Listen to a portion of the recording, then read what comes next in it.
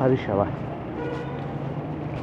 دوستان نهایت گرامی و عزیز، ما آمدیم دوباره به طرف شیرپور شهر کابل از سرک‌های زیبا و سرک. دوستان از جمله سرک‌های پاک شهر کابل همچنان است که خودتان می‌بینیم.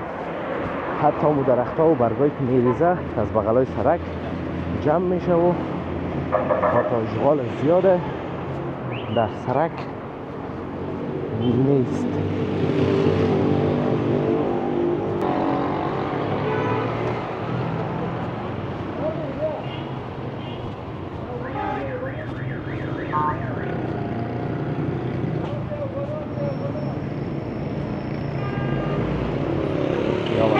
راهی شیرپور شهر کابل که در تصویر دیگه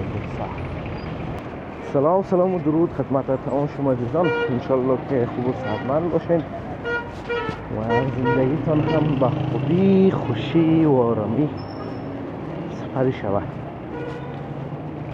دوستان نهایت گرامی و عزیز، ما آمدیم دوباره به طرف شیرپور شهر کابل از سرک‌های زیبا و مهم شهر کابل که مطمئناً همه ما میشناسیم.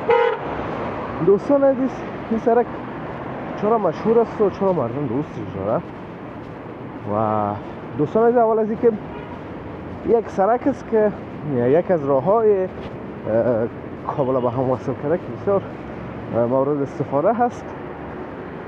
از جمله شهر نو وزیر محمد اکبر خان و دوما دوستان عزیز در این بخش کابل وزارت خانه ها البته در پیشتر است، طرف چای زنبق سفارت هاست. در این سرک دوستان عزیز به این دلیل این سرک زیادتر شناخته شده.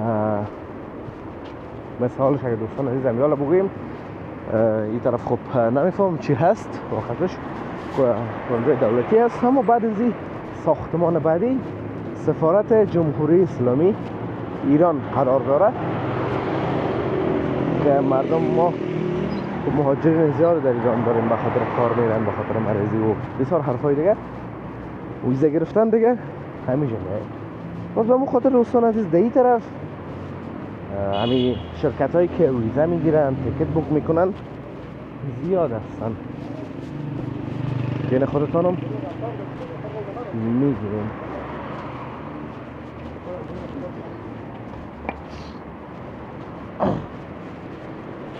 هوای کابل دوستان عزیز ابری هست و به احتمال زیاد فردا شاهد بارندگی برف در کابل باشیم، اما شاید مثل قبل برف در طرفای غرب کابل و طرفای پغمان بخوره و خود کابل خصوصا مرکز شاهد باران باشه و بس. ببینیم که دوستان عزیز چی میشه.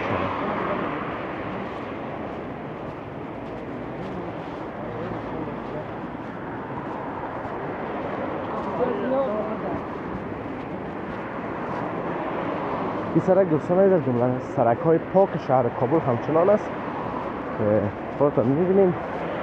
حتی اون درخت‌ها و برگایی که می‌ریزه از بغلای سرک جمع میشه و حتی اشغال زیاده در سرک نیست.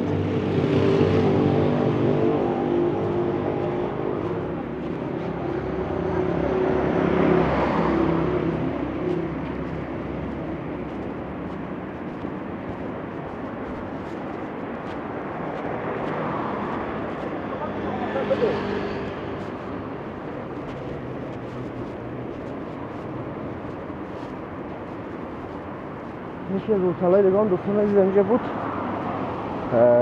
که چند روز قبل اعلان کرد که دیگه فعالیت نمیکنه و فعالیتش تمام کرده دیگه، اسمش فراموش شده.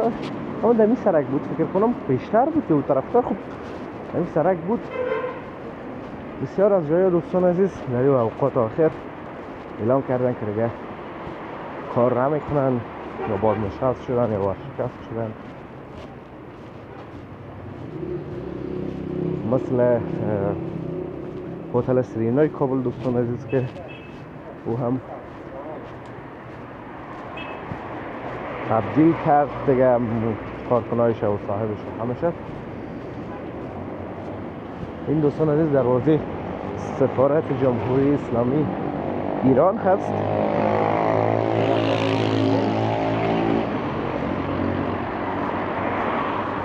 که تعطیل است فعلا.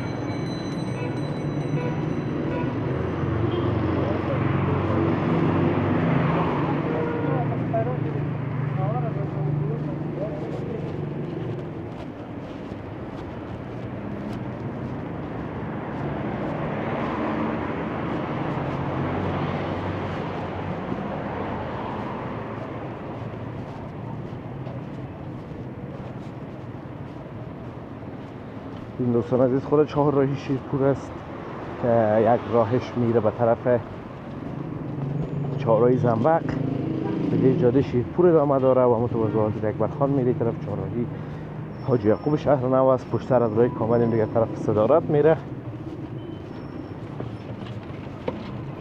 همین راه های چهارراهی شیرپور شهر کابل هست.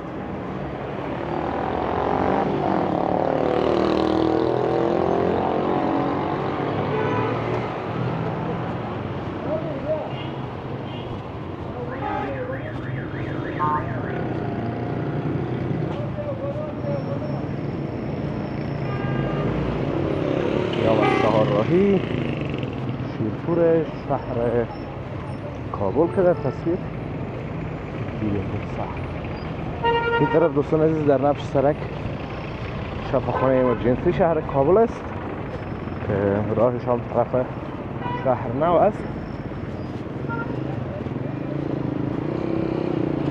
این طرف هم دیگر شرکت های مسافربری هستند و مسافربری منظورم دوستان عزیز این مسافرتی زیه که تکت بوک میکنن و ویزا میگیرن و یه حرفا.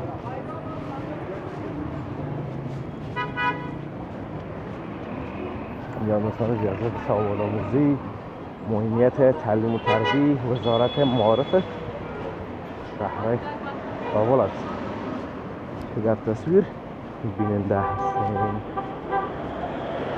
نه جاده شیرپور دوستان عزیز هم ادامه داره و پیش یک دروازه شفاخانه امرجنسی این دو دانش اینجا هست. همون دروازه عاجلش اون طرف هر هست که ما نمیخوایم دیگه قدر و پیش بریم. انشالله که از ویدیو خوشتون آمده باشه، از ویدیو لذت برده باشین، ویدیو رو لایک کرده در کانال همچنان سابسکرایب کنید تا ویدیوی بعدی همه والله متعال توکو بینیاز این سپارم. روزگار خوب داشته باشین و پناه الله متعال باشین. الله حافظ و مددگار همه تان.